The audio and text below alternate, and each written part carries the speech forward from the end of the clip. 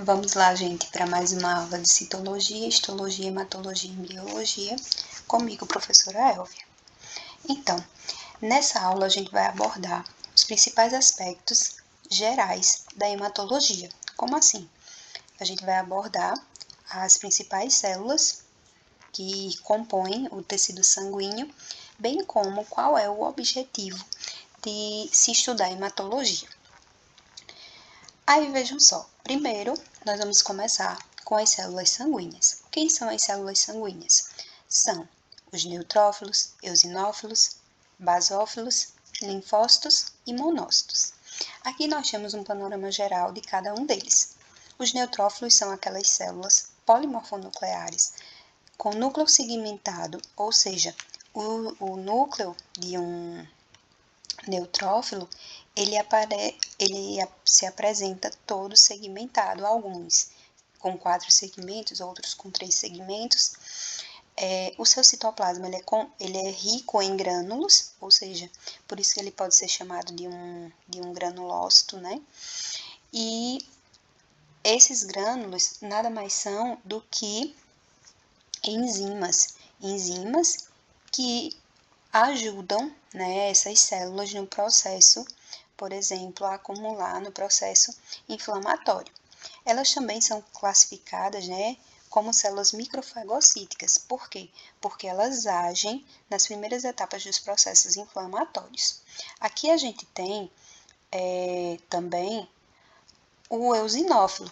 No caso, ele é bilobulado, ele tem aqui 2 segmentos, e o seu citoplasma ele também contém grânulos, e eles são responsáveis por secretar mediadores inflamatórios, ou também chamados de mediadores químicos.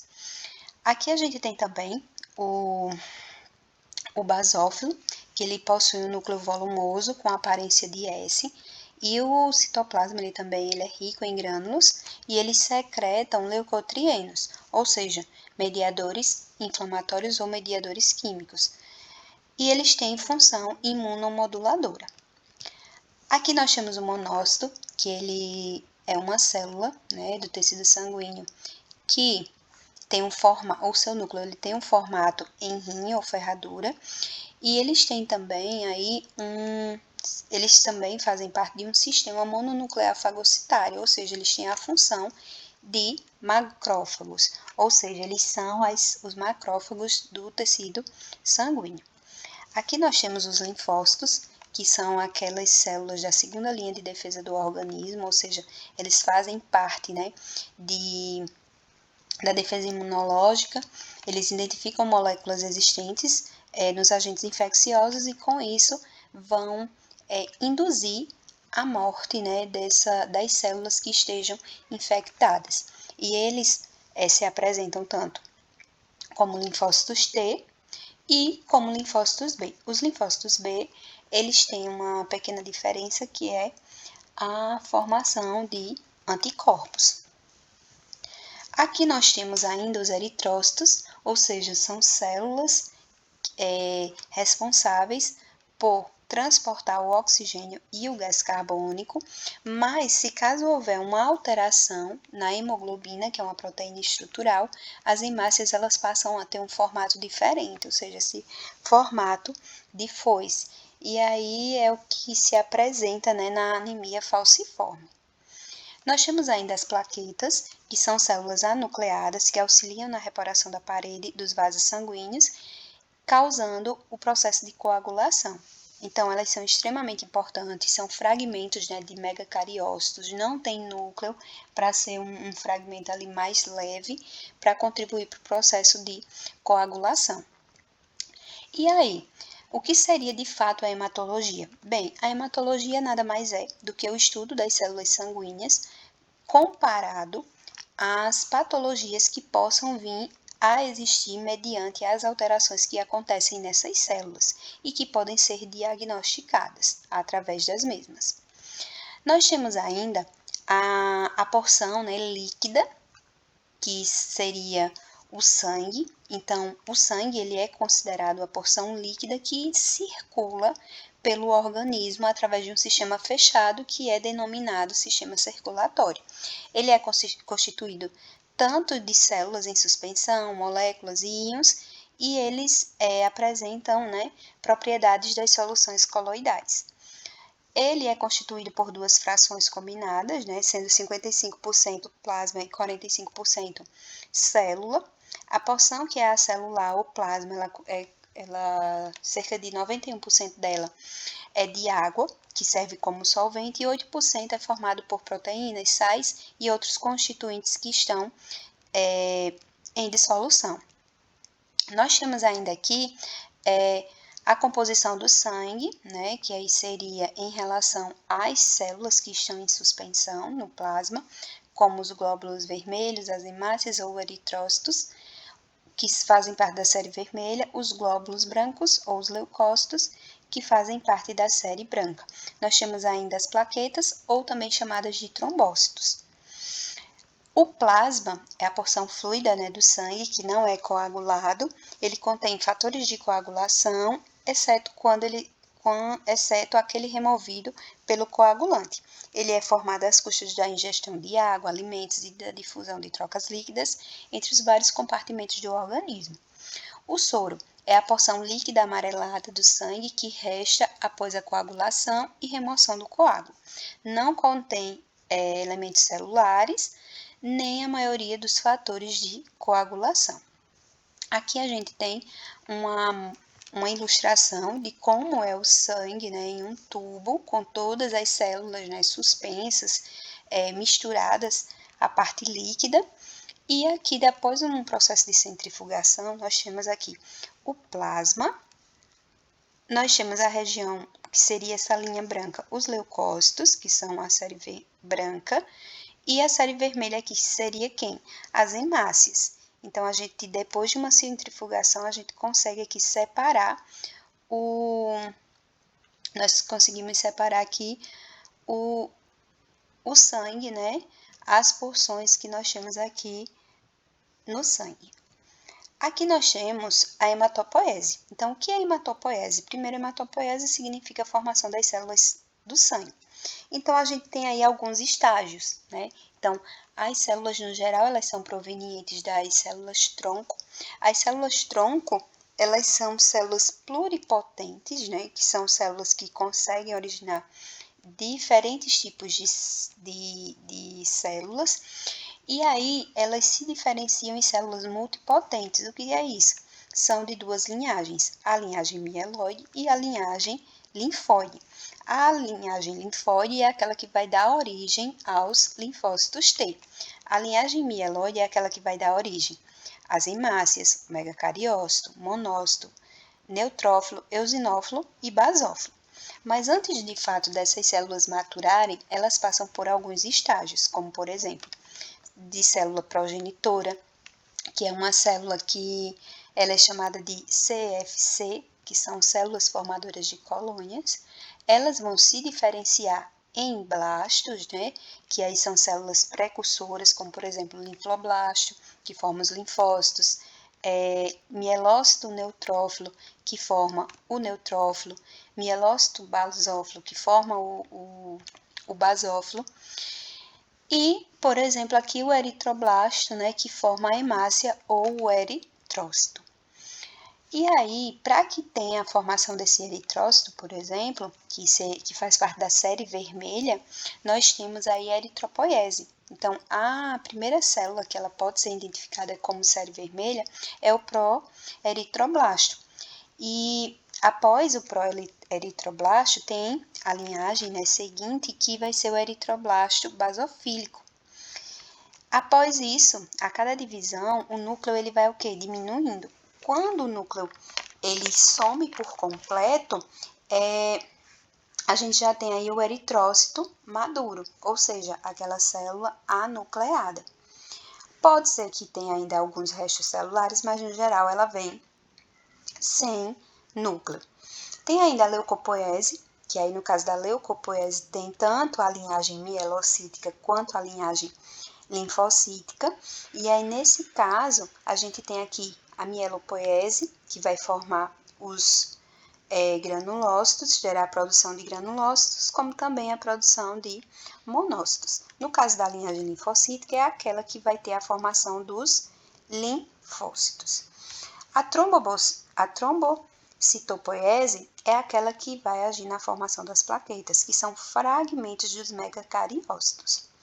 A gente ainda tem uma classificação para as células tronco, como eu já havia mencionado, tem aqueles que são pluripotentes e multipotentes, mas ainda tem as totipotentes, que elas são extremamente importantes no processo de formação de todas as células que compõem o organismo, ou seja, as células do embrião recém-formado. E nós temos ainda que a hematopoiese, para que ela aconteça, é necessário que tenha um ambiente favorável. Então, esse ambiente favorável é chamado de microambiente medular, que ele é formado através, do estroma, que é secretado a partir da matriz extracelular e dos fatores de crescimento. Então, para poder que se tenha a formação das células sanguíneas, é também necessário a presença de fatores de transcrição, ou melhor, de fatores de crescimento. Esses fatores de crescimento, eles agem nas células do estroma, como, por exemplo, o IL-1, que é uma interleucina, que é um tipo de citocina, o fator de necrose tumoral.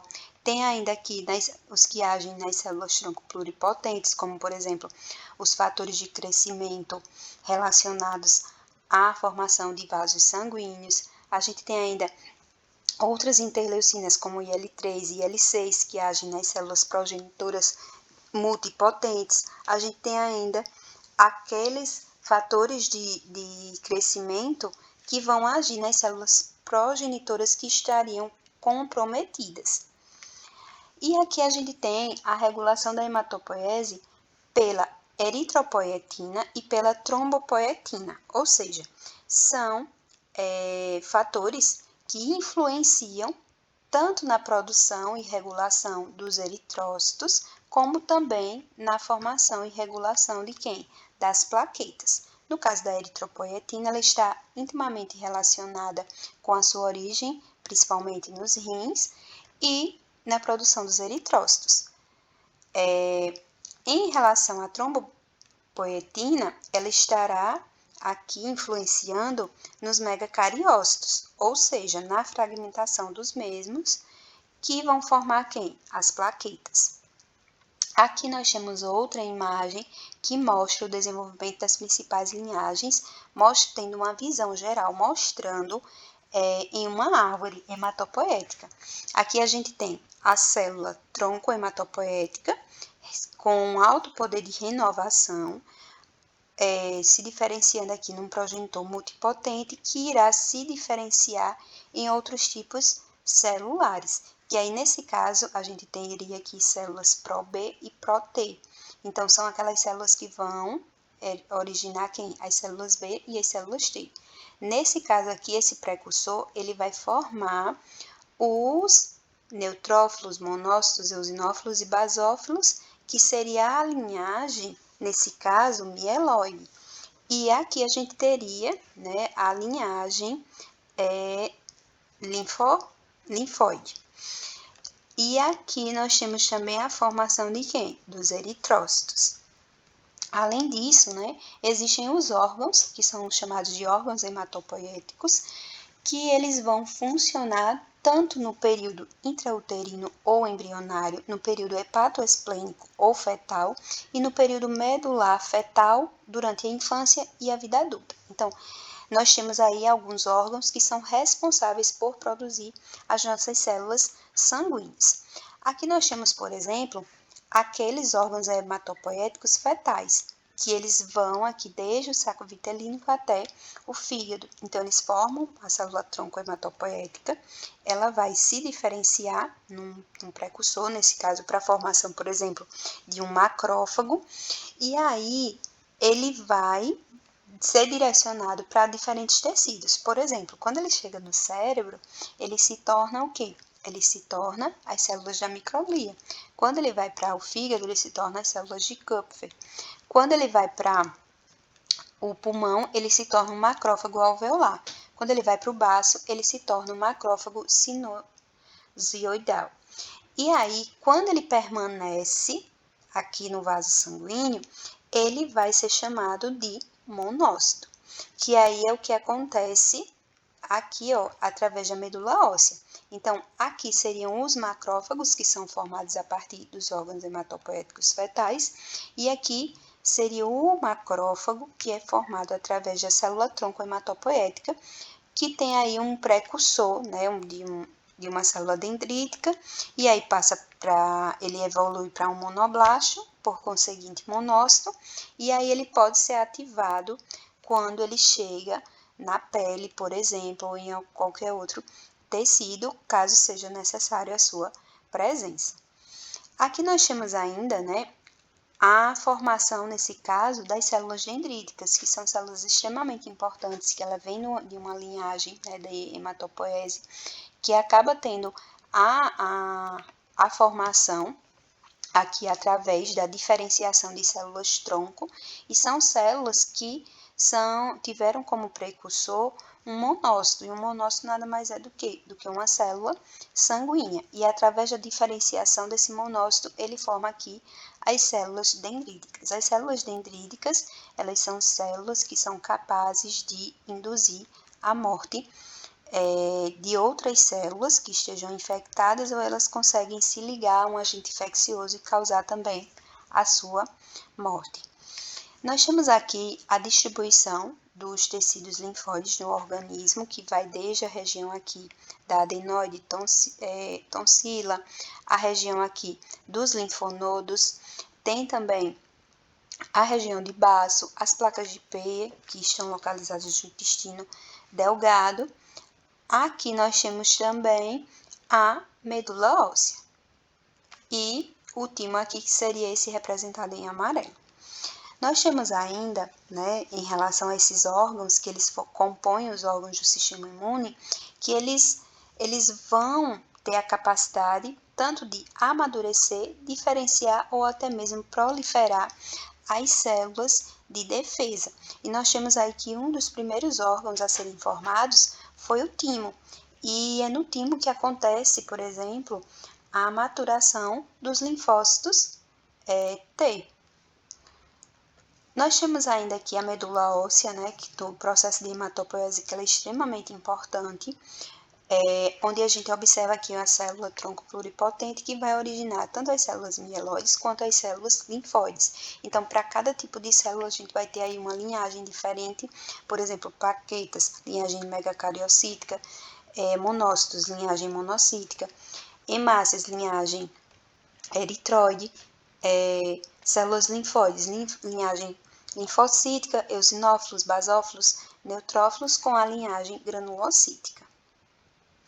E aqui nós temos a estrutura, né, um corte histológico, mostrando quem é o timo, que é um órgão bilobulado.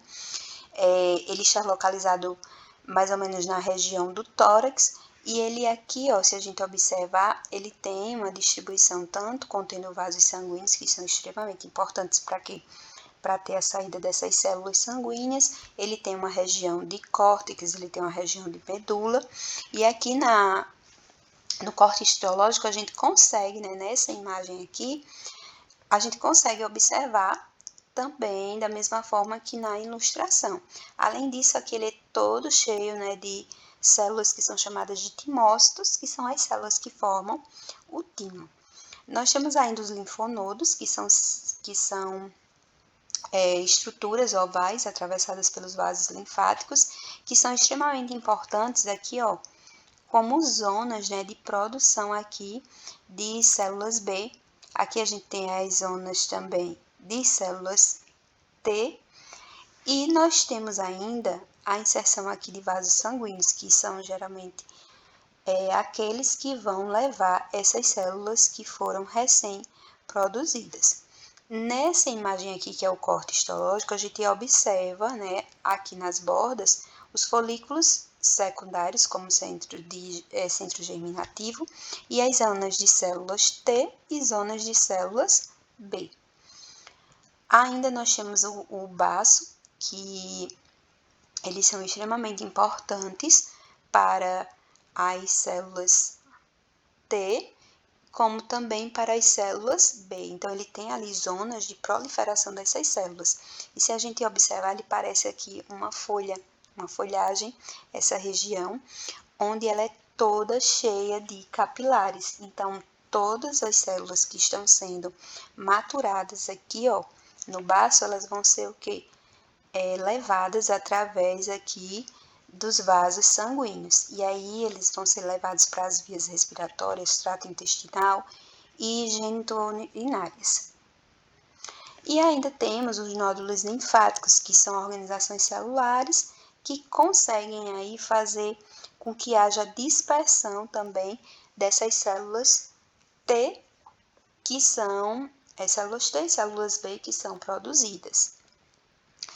E, para finalizar, nós temos aqui um conceito geral para as células tronco, já que são a partir delas que são produzidas vários tipos celulares, como também as células sanguíneas. Então, quem é a célula tronco e por que ela é importante? Primeiro que ela é uma célula primitiva, ela apresenta uma alta capacidade de autorrenovação, autorregeneração e diferenciação. Então, ela tem a capacidade de gerar outras categorias de células no organismo, como, por exemplo, células ósseas, musculares, da pele, do sangue, nervosas e entre outras. E aqui eu finalizo com vocês. Espero que todos estejam bem e qualquer dúvida não hesitem em perguntar. Além disso, eu vou deixar o link aqui de alguns atlas para que vocês possam fazer a visualização de algumas células que podem também ser visualizadas ou fragmentos de células que podem ser visualizados para diagnóstico de algumas doenças relacionadas ao sangue. E até breve.